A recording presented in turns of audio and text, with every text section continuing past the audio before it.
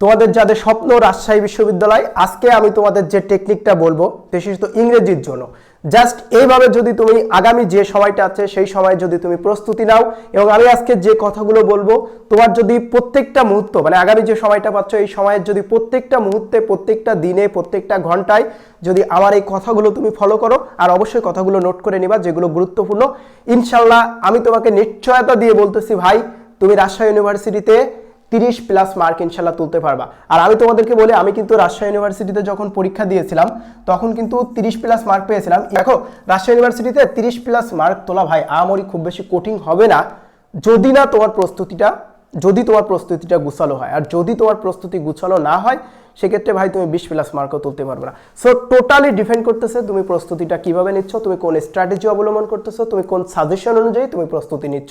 So just কথাগুলো মনোযোগ দিয়ে শুনতে হবে। ফার্স্ট অফ অল দেখো, তোমরা তো জানো যে কম্প্রিহেনশন থেকে তোমাদের 5 মার্ক থাকবে, 4 থেকে 5 মার্ক থাকার পসিবিলিটি অনেক অনেক বেশি। এখন তুমি এই যে 5 মার্ক, এই 5 মার্ক নিশ্চিতভাবেই তোমাকে তুলে নিতে হবে।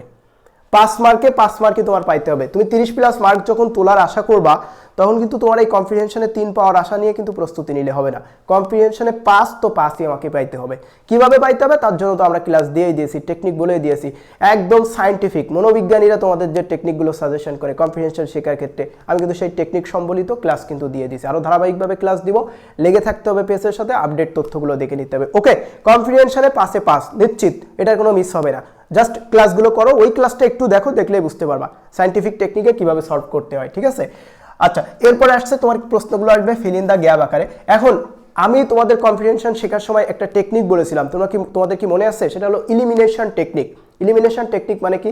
4টা অপশন থেকে মাইনাস করতে হবে। মানে তুমি যখনই একটা এমসিকিউ সলভ করতে যাবা, দেখবা ওই 4টা অপশনের মধ্যে থেকে একটা অপশন মানে দেখেই চোখ বুঝেই বলা যায় যে এটা হবে না, ওই 4টা থেকে দেখবে একটা পাবা, মানে মোস্ট অফ দ্য ক্ষেত্রে 2-একটা নাও পাইতে পারো। আচ্ছা তারপর দেখবা 3টার মধ্যে থেকে একটু ভাবলেই দেখবা আরেকটাও বাদ চলে যায়।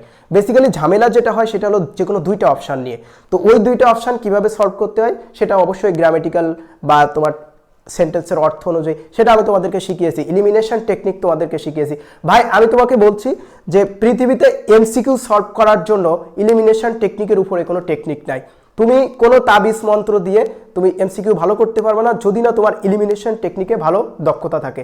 তুমি যদি অপশন মাইনাস করতে পারো, তোমার অনেক সময় অজানা প্রশ্ন তুমি অনুমান করে ওই অনুমানের উপর বেস করে রাইট আনসার করে আসতে পারবা, যদি তোমার ইলিমিনেশন টেকনিক অ্যাবিলিটিটা ভালো থাকে এবং এটা চর্চার বিষয়। ওকে, যাই হোক, ইলিমিনেশন টেকনিকের মাধ্যমে সবথেকে বড় সাপোর্ট দিবে তোমার ফিল ইন দ্য গ্যাপ টাইপের যে কোশ্চেনগুলো আছে। আমি ফিল ইন দ্য গ্যাপ কীভাবে 5 সেকেন্ডে সলভ করা যায় সেটার উপর কিন্তু আমি কয়েকটা টিউটোরিয়াল দিয়েছি, জাস্ট টিউটোরিয়ালগুলো দেখলেই এনাফ, আর কিছু করা লাগবে না। এখন এই ফিল ইন দ্য গ্যাপ আকারে তোমার 10 থেকে 12 মার্কের কোশ্চেন তুমি অনায়াসে পাবা, 10 থেকে 12 মার্কের। তার মানে আমরা কত দেখলাম? আমরা কম্প্রিহেনশনে ধরছিলাম 5, আমি ডেফিনেটলি এই 5 মার্ক পাবো। ঠিক আছে, আমার এখানে কোনো ওয়ে নাই, অল্টারনেটিভ কোনো ওয়ে নাই, আমাকে এই 5 মার্ক পেতেই হবে। এখানে যে 10 থেকে 12 মার্ক, যদি 12 মার্ক আসে আমার এখানে 10 মার্ক পেতে হবে। ঠিক আছে, এই জায়গাটাতে ভুল করলে হবে না। এখন আইডেন্টিফাই অফ সেন্টেন্স থেকে রাজশাহী ইউনিভার্সিটি রিসেন্টলি কোশ্চেন করে, বিষয়টা ভেরি সিম্পল। কারণ এখানে তোমাকে আইডেন্টিফাই করতে হবে এটা সিম্পল নাকি এটা কমপ্লেক্স নাকি এটা কম্পাউন্ড, অথবা এটা কি অ্যাসার্টিভ নাকি ইন্টারোগেটিভ, বাট একটু জটিল টাইপের দিবে। তুমি সচরাচর যেগুলো দেখো বিষয়টা এমন হবে না, বাট একটু প্র্যাকটিস করলে ডেফিনেটলি পারবা।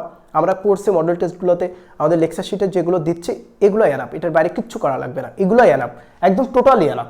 এরপর দেখো রাজশাহী ইউনিভার্সিটি ভেরি কমন একটা বিষয় হলো identify of clause, very simple বিষয়, জাস্ট ভাই বুঝতে হবে। আইডেন্টিফাই অফ ক্লজ থেকে মাস্ট কোশ্চেন থাকবে, 2 মার্কেরও কোশ্চেন থাকতে পারে। সো দেখো এই যে 2টা টপিক্স, এই 2টা টপিক্স থেকে তুমি ডেফিনেটলি রাইট আনসার করতে পারবে, আইডেন্টিফাই অফ সেন্টেন্স এবং আইডেন্টিফাই অফ ক্লজ। মানে এখান থেকে তুমি অ্যাটলিস্ট 3 মার্ক পেয়ে যাওয়া। ঠিক আছে, এই যে আইডেন্টিফাই অফ সেন্টেন্স এবং আইডেন্টিফাই অফ ক্লজ থেকে ভেরি সিম্পল, কারণ আইডেন্টিফাই অফ ক্লজ এই জন্য সিম্পল, তুমি যদি identify parts of speech identify করতে পারো, তুমি আইডেন্টিফিকেশন অফ ক্লজ খুব ইজিতে করতে পারবা। এবং আমি অবশ্যই আইডেন্টিফিকেশন অফ ক্লজের উপর তোমাদের টিউটোরিয়াল দিব, জাস্ট টিউটোরিয়ালগুলো দেখলে বুঝতে পারবা। এটা ভেরি সিম্পল বিষয়, ভয় পাওয়ার কিচ্ছু নাই। এখনো যদি কারোর অন্তরে ভয় জাগে, ভাই আমি আসি, ভয় পাওয়ার কিচ্ছু নাই। ক্লাসগুলো রেগুলারলি করো, টিউটোরিয়ালগুলো দেখো, সাজেশনগুলো ফলো করো, এনাফ। আচ্ছা, identification of parts of speech, এটা একটা গুরুত্বপূর্ণ এবং কম্পিটিটিভ এক্সামের একটি অবিচ্ছেদ্য part. By identification of parts of speech মানে তোমাকে একটা পার্টস অফ স্পিচ, একটা ওয়ার্ডের পরিচয় আইডেন্টিফাই করতে হবে। তো তুমি কি এই সহজ কাজটা করতে পারবা না? হ্যাঁ, কিছু কিছু বিষয় ভেরি কনফিউজিং আছে, বাট সেগুলো প্র্যাকটিসের মাধ্যমে সলভ করা যায়। এবং এখানে একটা মজার বিষয় হলো এখানে সাজেশন করে কমন পাওয়া যায়। Identification of parts of speech, কীভাবে সাজেশনটা করতে হয় বিগত সালের যে বিভিন্ন কম্পিটিটিভ এক্সাম, শুধু অ্যাডমিশন না, বিসিএস থেকে শুরু করে অন্যান্য যে কম্পিটিটিভ এক্সামগুলো আছে, এ ধরনের কম্পিটিটিভ এক্সামের বিগত সালের কোশ্চেনগুলোর মোটামুটি একটা সাজেশন ফলো করলে এখান থেকে হুবহু কমন পাওয়া যায়। আচ্ছা, যেমন আমি যদি তোমাদেরকে একটা বলি যে this is the go of the world, যাও এটা লিখলাম না, এখানে গোটা কোন পার্টস অফ স্পিচ, ভেরি একটা সিম্পল বিষয়। দেখো এটা কিন্তু ফ্রিকোয়েন্টলি কম্পিটিটিভ এক্সামগুলোতে চলে আসে, this is the go of the world, মানে গোকে আমরা সারা জীবন কি দেখছি, ভার্ব হিসেবে দেখে আসছি, বাট এই সেন্টেন্সে গোটা হলো ডেফিনেটলি নাউন, কারণ তার আগে একটা কি আছে, আর্টিকেল। আর আমরা জানি যে identify parts of speech identify করার ক্ষেত্রে আর্টিকেলটা কার আগে বসতে পারে, ডেফিনেটলি কোনো নাউনের আগে বসতে পারে। আর্টিকেল কিন্তু কখনো অ্যাডভার্বের আগেও বসবে না, আগে বসতে পারে বাট মডিফাই করবে না ওটাকে, বা অ্যাডজেক্টিভকে আগে বসতে পারে বাট মডিফাই করবে না, ভার্বের আগে তো বসবেই না। সো কোনো কিছুর আগে আর্টিকেল দেখা মাত্র আমি পরেরটাকে কি বলতে পারি, নাউন বলতে পারি।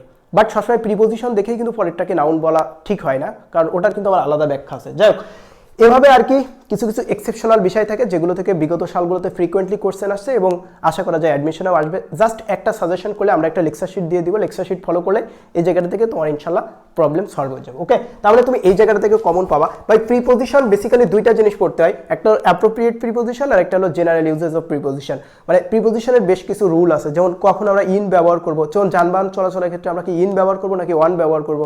আচ্ছা, একটা বস্তু কি উপরে আছে অ্যাবভ ব্যবহার করবো নাকি ওটা ওয়ান ব্যবহার করবো, মানে এই যে বিষয়গুলো আর কি, জাস্ট এই ধরনের কিছু জেনারেল রুল আছে এবং এটার পাশাপাশি আছে অ্যাপ্রোপ্রিয়েট প্রিপোজিশন। অ্যাপ্রোপ্রিয়েট প্রিপোজিশনগুলো সাজেশন করে দেওয়া যায়, জাস্ট সাজেশন অনুযায়ী মুখস্থ করলেই এনাফ, ঠিক আছে, ওটারও আমরা সাজেশন দিয়ে দিব। তারপরে তোমার এই জায়গাটাও সলভ হয়ে যাচ্ছে।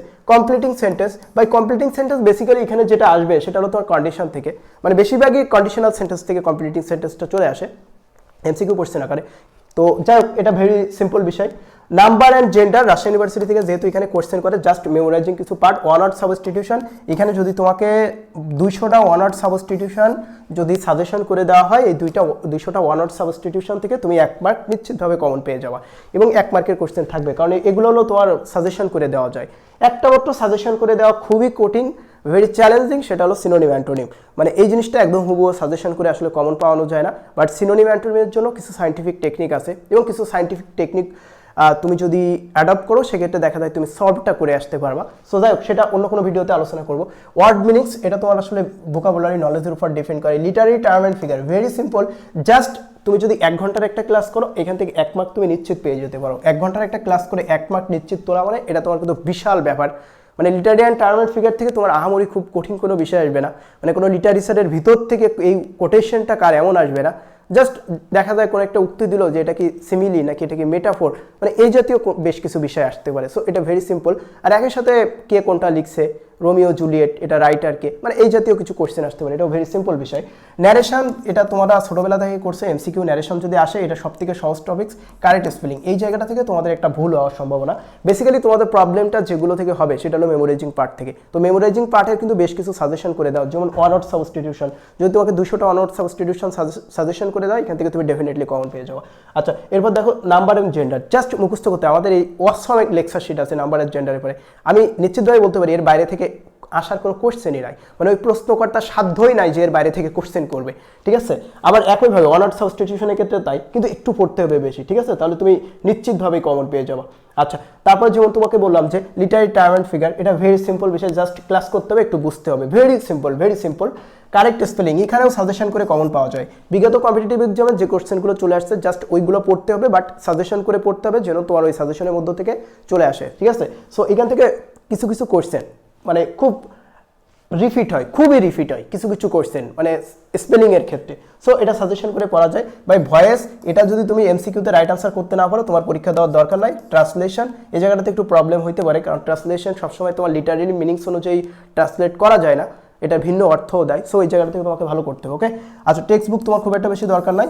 ইনভার্সন থেকেও কোশ্চেন আসতে পারে এবং তোমরা মোটামুটি ওটাও খুব সিম্পল বিষয়, জাস্ট একটু বুঝলেই আরাম। এখন এখানে তোমাকে কয়েকটা বিষয় আছে, যেমন তোমার ইডিয়ম ফ্রেজ। ইডিয়ম ফ্রেজ কিন্তু অবশ্যই সাজেশন করে কমন পাওয়া যায়, বাট ইডিয়ম ফ্রেজ যেহেতু ভেরি ইম্পর্টেন্ট, সো ইডিয়ম ফ্রেজের পিছিয়ে তোমাকে একটু টাইম দিতে হবে, এবং এটার উপর আমরা একটা লেকচার শিট দিয়ে দেবো। লেকচার শিটে এগুলো কিন্তু সবই আমাদের পেইড ব্যাচে যারা শিক্ষার্থী, আমাদের কিন্তু অলরেডি কাজ চলতেছে। আগামী কয়েকদিনের মধ্যে আমরা মেমোরাইজিং পার্টের সব লেকচার শিটগুলো কিন্তু শিক্ষার্থীদের দিয়ে দেবো, ঠিক আছে।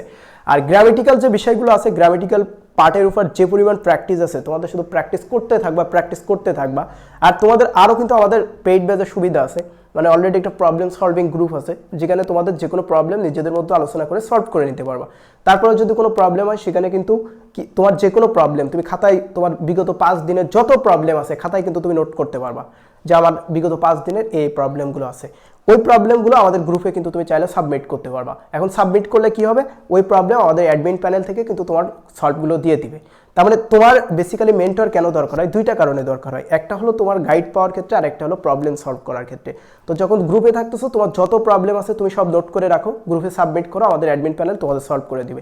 সো বেসিক্যালি ওই সাপোর্টটা পেয়ে যাওয়া। আর আমাদের যে সাজেশনটা মোস্ট ইম্পর্টেন্ট, মানে সাজেশন বলতে তুমি কোন টপিক্স পড়বা, টপিক বেসড সাজেশন আছে, এটার পাশাপাশি তোমার যে ভোকাবুলারি মেমোরাইজিং পার্ট আছে সেটার উপর একটা সাজেশন মোস্ট ইম্পর্টেন্ট। তো এগুলো কিন্তু সবই আমরা খুব ডিপলি অ্যানালাইজ করে স্টুডেন্টদের দিয়ে দিব। আগামী কয়েকদিনের মধ্যে আমরা কিন্তু এই সবই সাবমিট করে দেবো। অলরেডি কিন্তু জিকের একটা ভালো লেকচার শিট সাবমিট করে দিয়েছি।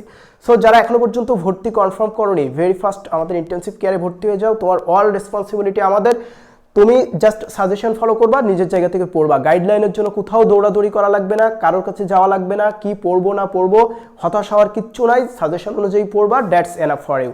সো ভেরি ফার্স্ট ভর্তি কনফার্ম করে নাও।